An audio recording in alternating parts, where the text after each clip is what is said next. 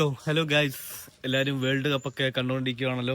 അപ്പോൾ ഈ world cup നടന്നുകൊണ്ടിരുന്നപ്പോൾ ഇന്നലെ ജൂൺ 6-ാം തീയതി, ഇന്ന് ജൂൺ 7-ാം തീയതി, ഇന്നലെയും ഇന്നുമായിട്ട് നമുക്കൊക്കെ ടെൻഷനും അതേപോലെ ത്രില്ലും എക്സൈറ്റ്മെന്റ് ഒക്കെ ഉള്ള ഒരു ദിവസങ്ങളായിരുന്നു. ഇന്ന് ജൂലൈ 7-ാം തീയതി ഞാൻ ഈ വർഷമായിരുന്നു വേൾഡ് കപ്പ് നല്ല ആകാംക്ഷയോടെ നല്ല ത്രില്ലോടെ ഇരുന്ന് കണ്ടത്. കാരണം നമ്മുടെ ആൾക്കാരുടെ ലാസ്റ്റ് ഡാൻസ് ആണിത്. അപ്പം ഞാൻ മുന്നേ പറയണം, ഞാനൊരു പോർച്ചുഗൽ ഫാനാണ്. ഇന്നലെ ബ്രസീൽ ടീം നോർവേ ആയിട്ട് തോറ്റി. ഇത് നെയ്മർ ഇന്നലെ വിരമിച്ചു. ഞാനൊരു പോർച്ചുഗൽ ഫാനായിട്ടും അത് കണ്ടപ്പോൾ നെയ്മറിൻ്റെ ആ ഒരു കരച്ചിലും ഇമോഷണൽ കാര്യങ്ങൾ കണ്ടപ്പോൾ എനിക്ക് ഭയങ്കരമായിട്ട് വിഷമം വന്നു. കാരണം നമുക്ക് അങ്ങനെയാണ്. എനിക്ക് പറഞ്ഞ 3 ടീമിനോടും ഇഷ്ടമാണ്. എന്നാൽ ഞാൻ പണ്ട് തൊട്ടേ ഏത് ടീമിൻ്റെ ഫാനായെന്ന് വെച്ചാൽ നമ്മുടെ പോർച്ചുഗലിൻ്റെ നായകനായ ക്രിസ്ത്യാനോ റൊണാൾഡോയോടാണ്. അത് അന്നും ഇന്നും അങ്ങനെ തന്നെയാണ്. അപ്പോൾ ഇന്നലെ നെയ്മർ വിരമിച്ചു, അതിൻ്റെതായ വിഷമം ഇന്നലെ ഉണ്ടായിരുന്നു. അതൊന്ന് മാറി അടുത്ത നമ്മുടെ ക്രിസ്ത്യാനോ റൊണാൾഡോയുടെ മാച്ചാണ് എന്നുള്ള ഒരു സന്തോഷം ഉണ്ടായിരുന്നു. പുള്ളി അത് കീപ്പ് ചെയ്യുന്നുള്ള ഒരു ഇതുണ്ടായിരുന്നു. അതും ഇന്ന് പ്രതീക്ഷിച്ച പോലെ നടന്നില്ല. ഇന്ന് പുലർച്ചെ 12:30 സ്പെയിനും പോർച്ചുഗലും കൂടി കളിച്ച് പോർച്ചുഗൽ 0-ലും സ്പെയിൻ 1 ഗോൾ അടിച്ച് ലാസ്റ്റ് ആയിട്ട് നമ്മുടെ റൊണാൾഡോയുടെ ആ ഒരു അതൊന്നും കാണാൻ പറ്റിയില്ല. 1 ഗോളെങ്കിലും അടിച്ച് കാണുമെന്ന് എനിക്ക് സന്തോഷം ഇതുണ്ടായിരുന്നു, ഒരു ആഗ്രഹം ഉണ്ടായിരുന്നു. കാണാൻ പറ്റിയില്ല. എന്നാലും എന്തുവാ, ആളുടെ കളി ഞാൻ എത്ര കണ്ടിരിക്കുന്നു. എന്നാലെന്താ, ഈ ജനറേഷനിലുള്ള പിള്ളേർ, ഈ തലമുറ ആളുടെ കളി കണ്ടില്ലേ, അതിന് എനിക്ക് സന്തോഷമുണ്ട്. He's legacy still stands. He's the greatest of all time, Cristiano റൊണാൾഡോയും. എനിക്ക് ഭയങ്കര വിഷമമുണ്ട്. ഇനി അടുത്ത കളി അർജന്റീനയുടെയാണ്, നമുക്ക് നോക്കാം. ഒരു ട്രൂ റൊണാൾഡോ ഫാനാണ് അതിൻ്റെ വേദന അറിയുന്നത്. അയാൾ ആരാണ്, അയാൾ എന്താണ്, അയാൾ എങ്ങനെയാണ് ഇവിടം വരെ എത്തിയത്, അയാളുടെ ഈ തോൽവി തന്നെ ഒരു വിജയം തന്നെയാണ് ഗൈസ്. അങ്ങനെ ആരാന്ന് അറിയുന്നവർക്ക് അതിന്റെ വേദന അറിയത്തുള്ളൂ. ഒരു ട്രൂ റൊണാൾഡോ ഫാനായി എനിക്കറിയാം ഗൈസ്. ഇന്ന് രാവിലെ എണീറ്റപ്പോൾ വളരെ സന്തോഷത്തോടെ അല്ല എണീറ്റത്. ഇന്നലെ ഉറക്കമുളച്ചിരുന്ന് കളി കണ്ടതാണ്. കളി കണ്ടുകൊണ്ട് ഞാൻ ഉറങ്ങിപ്പോയി. പക്ഷെ എന്റെ അനിയൻ ഉറങ്ങിയില്ല. ചിലപ്പോൾ ഞാൻ ഉറങ്ങിപ്പോകുമ്പോൾ അവൻ എന്നെ ഉറക്കത്തിൽ നിന്ന് വിളിച്ചെണീപ്പിക്കുകയാണോ, റൊണാൾഡോ ഗോൾ അടിച്ചടാ. കഴിഞ്ഞ മാച്ചിന് അതുപോലെ ഞാൻ ഉറങ്ങിപ്പോയപ്പോൾ അവനാണ് എന്നെ വിളിച്ചെണീപ്പിച്ചിട്ട് ഗോൾ അടിച്ചെന്ന് പറഞ്ഞത്. പക്ഷെ ഇന്ന് അവൻ പറഞ്ഞില്ല, അവൻ കിടന്ന് ഉറങ്ങിപ്പോയി. രാവിലെ എണീറ്റപ്പോൾ ഞാനും അവനും കൂടെ ഇരുന്ന് നോക്കിയിരുന്ന് ഒന്ന് വിഷമിച്ച്. എന്നാലും നമ്മുടെ അണ്ണൻ തല ഉയർത്തി തന്നെ നിൽക്കും. Still Ronaldo, I miss you man. Thank you Ronaldo for everything. I miss you in football. Hey, hello guys. Whoa. What's up guys? Welcome back to Action Dude. Guys, ഇന്നത്തെ വീഡിയോ എന്ന് വെച്ചാൽ ഇന്ന് ഒരു ഹോം തിയേറ്റർ വീഡിയോ ആണ്. എന്ന് വെച്ചാൽ ഇന്ന് നമ്മൾ കാണാൻ പോകുന്നത് ഏത് സിനിമ എന്ന് വെച്ചാൽ ദ മോളിവുഡ് ടൈംസ്. ദാവൊന്നുമില്ല, മോളിവുഡ് ടൈംസ് എന്നാണ്. അപ്പൊ മോളിവുഡ് ടൈംസ് OTT-ൽ വന്നിട്ടുണ്ട്. ഏത് പ്ലാറ്റ്ഫോമിലാണ് വന്നതെന്ന് വെച്ചാൽ ജിയോ ഹോട്ട്സ്റ്റാറിലാണ്. അപ്പൊ ഈ ഒരു പടം ഞാൻ തിയേറ്ററിൽ പോയി കണ്ടിട്ടില്ലായിരുന്നു. അതിനാൽ ഞാൻ എന്റെ ഹോം തിയേറ്ററിൽ ഇരുന്ന് ഈ സിനിമ കാണാൻ വേണ്ടി പോവുകയാണ്. അതും നിങ്ങളുടെ കൂടെ ഇരുന്ന് കാണാൻ വേണ്ടി പോവുകയാണ്. നമ്മൾ എല്ലാ ദിവസവും വീഡിയോ ചെയ്യുമ്പോൾ, നമ്മൾ സിനിമ കാണുമ്പോൾ, നമ്മൾ ആ സിനിമ കണ്ടോണ്ടിരിക്കുമ്പോൾ അതിനെക്കുറിച്ച് സംസാരിക്കും. സ്പോട്ട് അതിന്റെ റിയാക്ഷൻ, നമ്മുടെ സംസാരത്തിലൂടെ നമ്മൾ റിയാക്ഷൻ കാണിക്കും. അപ്പൊ ഈ സിനിമ എങ്ങനെയുണ്ട് എന്ന് കാണണം. അപ്പൊ ഇതിനകത്ത് നായകൻ നസ്ലീനാണ്. അപ്പൊ ഇതൊരു മൂവി മേക്കിങ്ങിന്റെ ബന്ധപ്പെട്ടുള്ള സംഭവമാണ്. മലയാളം സിനിമ ഇൻഡസ്ട്രിയിൽ എന്തൊക്കെ നടക്കുന്നു അതിനെ കുറിച്ചൊക്കെ പറയുന്ന ഒരു സിനിമയാണെന്ന് ട്രെയിലർ കണ്ടപ്പോൾ എനിക്ക് മനസ്സിലായത്. ഇതിനെക്കുറിച്ച് ഞാൻ റിവ്യൂ ഒന്നും ഞാൻ കൂടുതൽ കണ്ടില്ലായിരുന്നു. അപ്പൊ നമ്മുടെ കൊച്ചു ഹോം തിയേറ്റർ സെറ്റപ്പ് നമ്മുടെ വീടിന്റെ അകത്തുണ്ട്. അത് ഇരുന്നാണ് തിയേറ്ററിൽ മിസ്സാവുന്ന പല സിനിമകളും ഇട്ട് കാണുന്നത്, ഓൾസോ ഇംഗ്ലീഷ് മൂവീസ്. അപ്പോൾ കാണാം നമുക്ക്. അങ്ങനെ നമ്മൾ നമ്മുടെ ഹോം തിയേറ്ററിൽ വന്നിട്ടുണ്ട്. നമ്മുടെ ഹോം തിയേറ്റർ സെറ്റപ്പ് ഇവിടെ ഉണ്ട്. നിങ്ങളെല്ലാവരും എപ്പോഴും കാണുന്ന ഒരു ഹോം തിയേറ്റർ സെറ്റപ്പാണ്. അതുകൊണ്ട് ഞാൻ കൂടുതലൊന്നും പരിചയപ്പെടുത്തുന്നില്ല. എന്നാലും പുതിയതായിട്ട് കാണുന്ന ആരെങ്കിലും ഉണ്ടായിരിക്കും, അവർക്ക് വേണ്ടി ഇവിടുത്തെ എന്തൊക്കെയാണ് സ്പെക്കുള്ളത് പെട്ടെന്ന് ഓടിച്ച് പറഞ്ഞുതരാം. ആദ്യമേ തന്നെ ഇവിടെ ഒരു സ്പീക്കർ ഇരിപ്പുണ്ട്. ഇത് നമ്മുടെ സോണിയുടെ സറൗണ്ട് സ്പീക്കറാണ്. പിന്നെ ഇതാണ് നമ്മുടെ പ്രൊജക്ടർ സാഡ്കോ A6. ഇത് ഞാൻ നിങ്ങളുടെ അടുത്ത് വാങ്ങിക്കണം എന്ന് പറയുന്നില്ല, വാങ്ങിക്കേ ചെയ്യില്ല. കാരണം ഇപ്പൊ ഇത് ഭയങ്കര അപ്ഡേറ്റഡ് ആണ്. എന്നാലും ഞങ്ങളുടെ ഒരു യൂസർ എക്സ്പീരിയൻസിനെ കുറിച്ച് പറയാം. ഇത് ഇപ്പോഴും നല്ല വർക്കിംഗ് കണ്ടീഷനാണ്.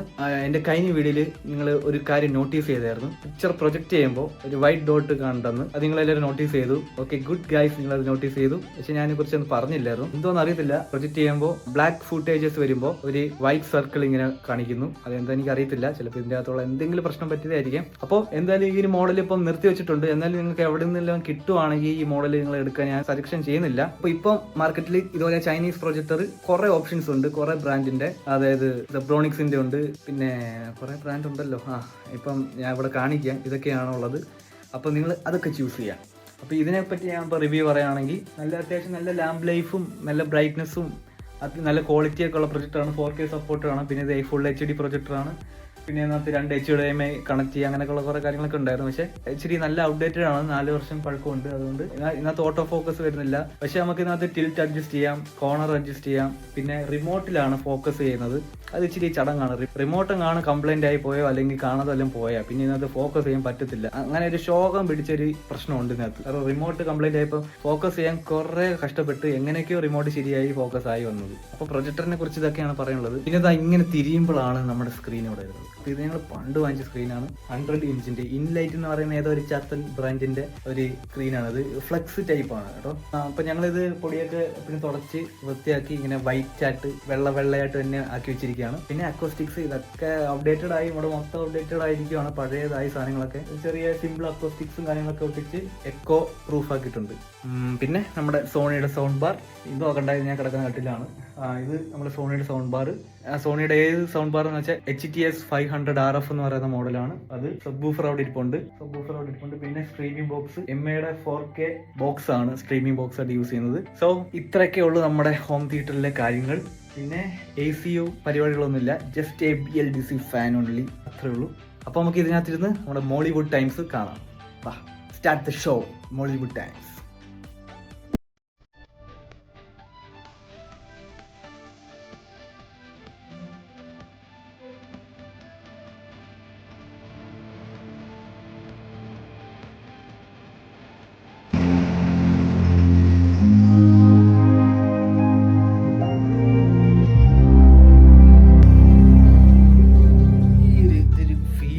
ഡോൾബി കാണുമ്പോൾ ഇത് ഡോൾബി അറ്റ്മോസിന്റെ ട്രെയിലർ അപ്പോൾ ഇട്ട് 5.1 ഔട്ടിലാണ് നമ്മൾ കേട്ടത്. 4K ക്ലിപ്സ് ആൻഡ് ട്രെയിലേഴ്സ് എന്ന് പറഞ്ഞ ചാനലുണ്ട്. ഇതിനകത്ത് നമുക്ക് എല്ലാ 5.1 ട്രെയിലറും കാര്യങ്ങളൊക്കെ നമുക്ക് കാണാൻ പറ്റും. ഓക്കെ, മോളിവുഡ് ടൈംസ് ഹോം തിയേറ്ററിലിട്ട് കാണാൻ വേണ്ടി പോവുകയാണ്. ഡിസ്നി പ്ലസ് ഹോട്ട്സ്റ്റാർ അല്ല ജിയോ ഹോട്ട്സ്റ്റാർ എടുക്കുകയാണ്.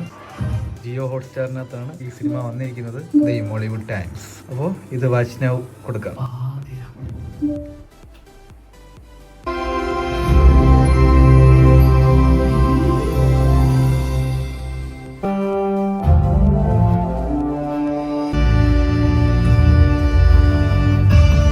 ആഷിഖ് ഉസ്മാനാണ് പ്രൊഡക്ഷൻ, സെൻട്രൽ പിക്ചേഴ്സ്. ഇത് നമ്മളെ പണ്ടത്തെ പെയിന്റ് ആപ്പല്ലേ, ഭൂമി വരയ്ക്കും കേട്ടോ. കളർ സെലക്ട് ചെയ്യുന്നത്, കളർ എന്തായാലും പോകും. എനിക്കറിയാം. തുടരുന്നകത്ത് പോലീസായിട്ട് വന്ന ആളല്ലേ. മംഗളം മഞ്ചാടി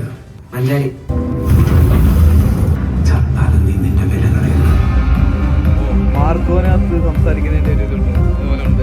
ഡോൾബി ഡിജിറ്റൽ അങ്ങനെ ഇഷ്ടമാണ്. Dolby digital DTS surround.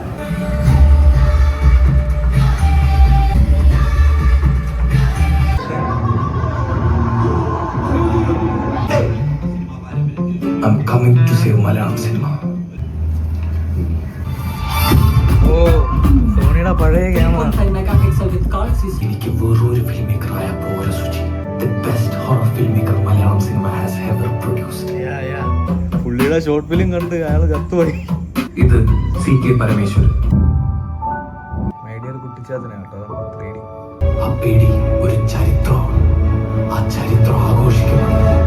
ഈ ഷോട്ടിൽ കണ്ട കണ്ണാടിയില് ക്യാമറ കാണുന്നില്ല, അതെങ്ങനെ സിനിമാറ്റോഗ്രാഫി കൊള്ളാം കേട്ടോ. എന്റെ visualizations, cut points, colour palette, ഇനി എന്തായാലും എനിക്ക് സിനിമ ചെയ്യാൻ പറ്റില്ല. പുള്ളി ആദ്യമേ ചെയ്ത സിനിമ ഡിലീറ്റ് ചെയ്ത് കളഞ്ഞു.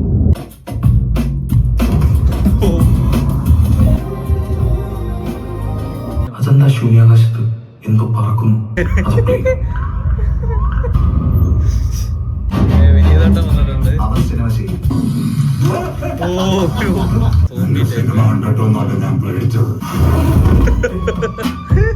ഷോട്ട് ഉണ്ട് 360 ഡിഗ്രി പോലെ. ഇതെങ്ങനെ ഇവരെടുത്തത്?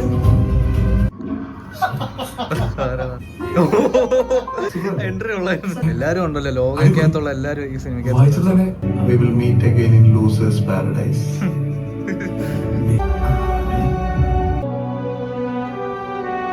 ആൾക്കാരൊക്കെ ഉണ്ടായിരുന്നു കേട്ടോ.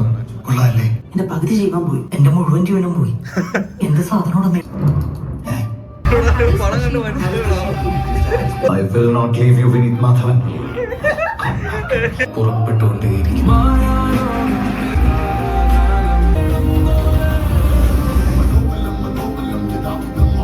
ഓക്കെ, ഹോളിവുഡ് ടൈംസ് കണ്ടു കഴിഞ്ഞു. സോ അങ്ങനെ മോളിവുഡ് ടൈംസ് കണ്ടു കഴിഞ്ഞിരിക്കുന്നു. സോ നല്ലൊരു മൂവിയാണ്.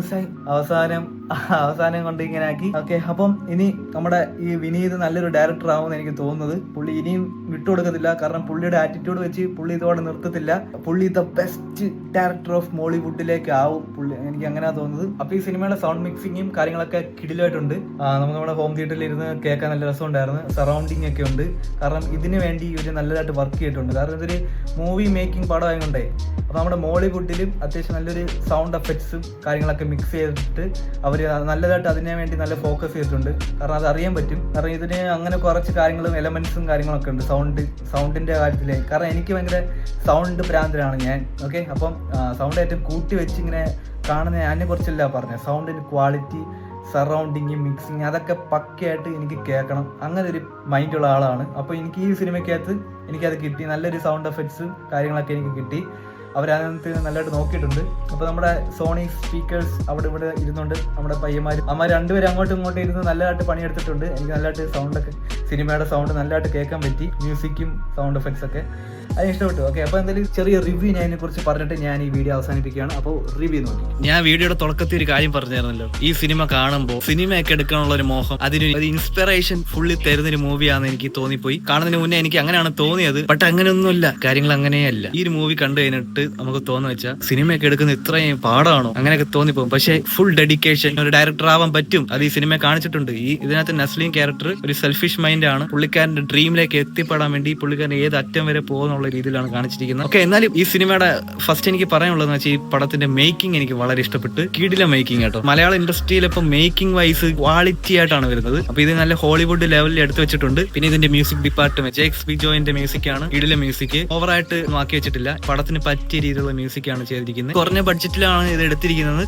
ചില VFX സൈഡൊക്കെ കണ്ടപ്പോൾ ഇതെങ്ങനെ ചെയ്തു എന്ന് എനിക്ക് ചിന്തിച്ചു പോയി. എസ്പെഷ്യലി ഒരു 360 ഡിഗ്രി ഞാൻ സിനിമ കാണുമ്പോൾ ഞാൻ പറഞ്ഞത് ഇത് എങ്ങനെയാണ് കറങ്ങുന്നത്. ഒരു 360 ഡിഗ്രിയിൽ ഇങ്ങനെ കടന്ന് കറങ്ങുന്ന ഒരു ഷോട്ട് ഉണ്ട്. അതെങ്ങനെ എടുത്തിരിക്കുന്നത്. ഇതിനകത്ത് ഡെവിൽ സൈലന്റ് എന്ന് പറയുന്നത് ഒരു ബുക്ക്, അതിനകത്താണ് ഡയറക്ടർ വിനീത് എന്നാണ് പേര്, നസ്ലീൻ ക്യാരക്ടർ. പടത്തിന് വേണ്ടിയുള്ള കഥ ഈ ഒരു ബുക്കിനകത്തുണ്ട്. അപ്പൊ ആ ഒരു ബുക്ക് പുള്ളിക്കാരൻ ഇന്റൻസ് ആയിട്ട് വായിച്ചുകൊണ്ടിരിക്കുകയാണ്. ഇതിന്റെ ക്ലൈമാക്സ് എന്തുവാണ്, ആ ഇന്റൻസ് ആയിട്ട് വായിക്കുന്നതിന്റെ ആ ഒരു സിറ്റുവേഷൻ, ആ ഒരു സീൻ നല്ലതായിട്ട് ഫീൽ ചെയ്ത്, അത് ക്യാമറ ഇങ്ങനെ നടന്ന് കറങ്ങുവാണ്. പുള്ളിക്കാരൻ ആ കട്ടിലിരുന്ന് വായിക്കുക, അതിനനുസരിച്ചുള്ള മ്യൂസിക്, എന്നിട്ട് ആ കട്ടിലിന്റെ അടക്കൂടെ ക്യാമറ പോകുന്നത്. അതെങ്ങനെ ചെയ്തത്? അത് ക്രെയിൻ വെച്ച് ചെയ്തതല്ല, ഡിജിറ്റലി ചെയ്ത പരിപാടിയാണത്. പക്ഷെ എനിക്കത് മാജിക്കലായിട്ട് തോന്നി. അതെങ്ങനെ ചെയ്തതെന്ന് ഞാൻ എടുത്ത് പറയണം. ആ ഷോട്ട് എനിക്ക് ഇഷ്ടപ്പെട്ട്. പിന്നെ കോമഡി കാര്യങ്ങൾ ഇതിനകത്ത് സെക്കൻഡ് ഹാഫിലേക്ക് വരുമ്പോൾ 2D പരിപാടിയുണ്ട്. ഒരു ഗ്രാഫ് രീതി, ഓരോ കാര്യങ്ങൾ പറഞ്ഞു തരുന്ന പോലെ ഒരു 2D സംഭവം.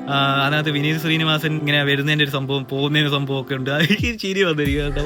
ഇങ്ങനെയുള്ള കുറെ കാര്യങ്ങളൊക്കെ എനിക്ക് കാണുമ്പോൾ ഇങ്ങനെ ചിരി വരും. ഞാൻ അങ്ങനെ ചിരിക്കുന്ന ഒരാളാണ്. കൊച്ചു കാര്യങ്ങളൊക്കെ മതി എനിക്ക് ചിരിക്കും. അത് ഞാനായാലും എന്റെ അനിയനായാലും അങ്ങനെയാണ്. ഇപ്പൊ അങ്ങനെയുള്ള കാര്യങ്ങൾ കണ്ടപ്പോൾ ഇങ്ങനെ ചിരി വന്നു. ആ 2D അനിമേഷൻ എനിക്ക് ഭയങ്കര ഇഷ്ടപ്പെട്ട്.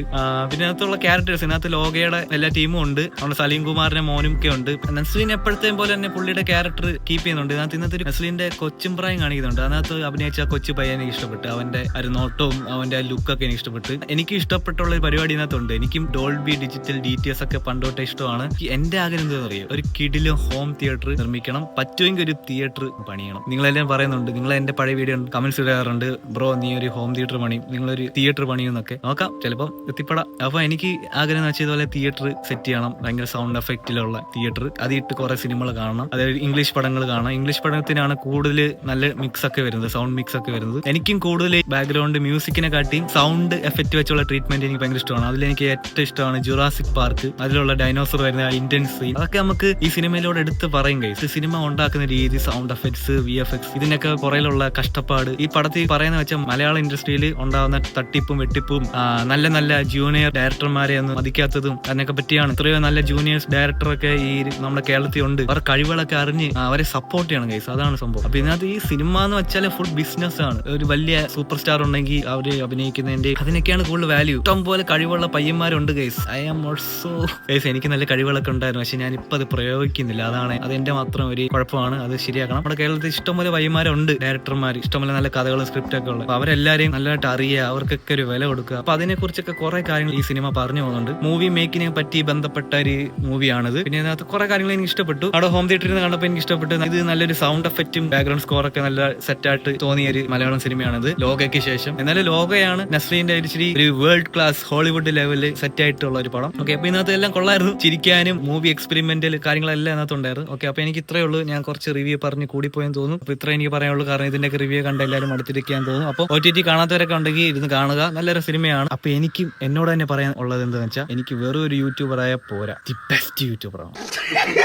വീഡിയോ ലൈക്ക് ചെയ്യുക, യൂട്യൂബ് ചാനൽ സബ്സ്ക്രൈബ് ചെയ്യുക. പെട്ടെന്ന് തന്നെ നമ്മൾ 1 lakhിലേക്ക് എത്തിക്കുക ഗൈസ്. ഓക്കെ, അപ്പൊ ഈ വീഡിയോ കണ്ടിട്ട് നിങ്ങൾ പോകണ്ട, ഇതിന് മുന്നേറ്റ കുറച്ച് വീഡിയോസ് ഉണ്ട് ഇവിടെ ഇട്ടിട്ടുണ്ട്. അപ്പൊ ഈ വീഡിയോയിലുള്ള ഞാൻ ഇപ്പൊ പോവുകയാണ്. അപ്പൊ it's me Rahul Manoj. Follow me on Instagram, action dude Rahul Manoj. Signing off. Bye by.